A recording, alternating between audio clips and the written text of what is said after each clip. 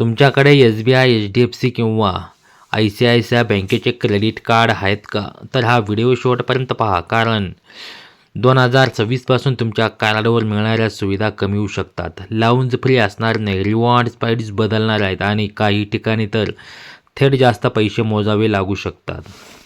आज मी तुम्हाला अशी माहिती देणार आहे जी बँक SMS मध्ये स्पष्ट सांगत नाही, पण ती प्रत्येक कार्डधारकाने ती माहिती असायला हवी.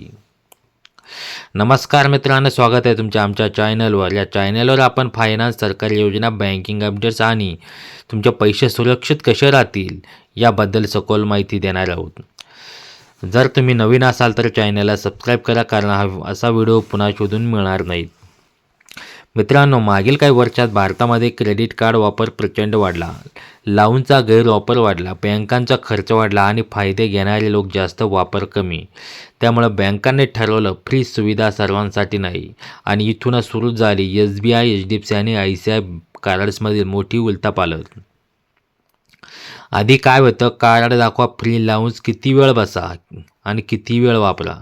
आता काय होणार, थेट फ्री नाही, खर्चाची अट, मर्यादित वेळा आणि काही कार्डांवर बंदच. SBIने काय बदल केले? लाऊंज प्रवेशासाठी खर्चाची अट. मागील 3 महिन्यात ठराविक खर्च केले नसेल तर लाऊंज नाकारला जाऊ शकतो. म्हणजे लो एंड कार्ड्सवर लाऊंज बंद. सिम्पली सेव्ह, IRCTC को ब्रँडेड काही debit cards, reward points value कमी. पूर्वी 1 पॉईंट 0.25 पैसे, आता काही कार्ड्सवर 0.20 किंवा कमी. म्हणजेच खर्च तोच पण फायदा कमी. आता HDFC बँकेचा प्रीमियम दिसते पण अटी खूप कडक.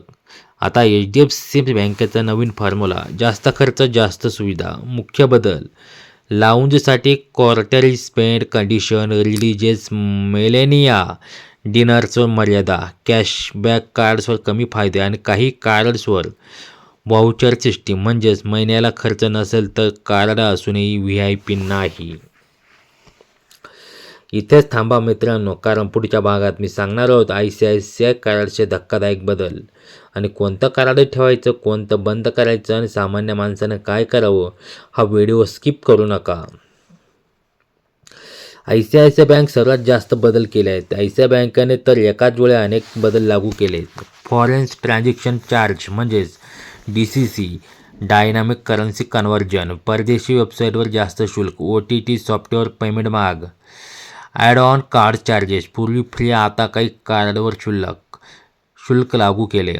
Wallet, third party payment, Paytm किंवा फोनपे, काही व्यवहार नवीन चार्जेस, रिवॉर्ड्स पॉईंट्स लपलेली कपात. म्हणजेच मित्रांनो, बँक एक गोष्ट उघड सांगत नाही, रिवॉर्ड्स पॉईंट्स आहेत पण त्यांची किंमत कमी केली. म्हणजेच पॉईंट्स दिसतात पण रिडीम करताना कमी मूल्य. हीच आहे सायलेंट लूटिंग. सामान्य कार्डधारकांचं नुकसान कसं होतं हे आता उदाहरणासह पाहू. तुम्ही महिन्याला 30,000 रुपये खर्च करता. पूर्वी फायदा 700 ते 900 रुपये, आता फायदा 400 ते 500 रुपये. म्हणजे वर्षाला 5,000 ते 6,000 रुपये तोटा.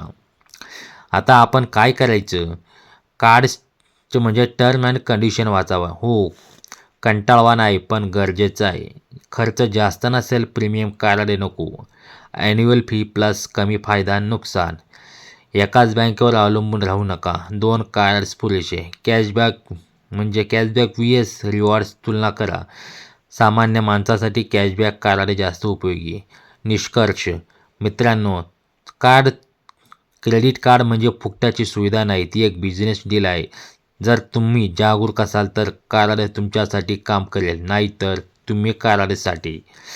आणि हा व्हिडिओ प्रत्येक कार्डधारकाला पाठवा. कमेंट्समध्ये सांगा तुमचा कार्ड कोणता आहे. चॅनल सबस्क्राईब करा, कारण पुढचा व्हिडिओ असेल कोणतं कार्ड 2026 मध्ये बेस्ट आहे. धन्यवाद. पुन्हा भेटूया महत्त्वाच्या अपडेटसोबत.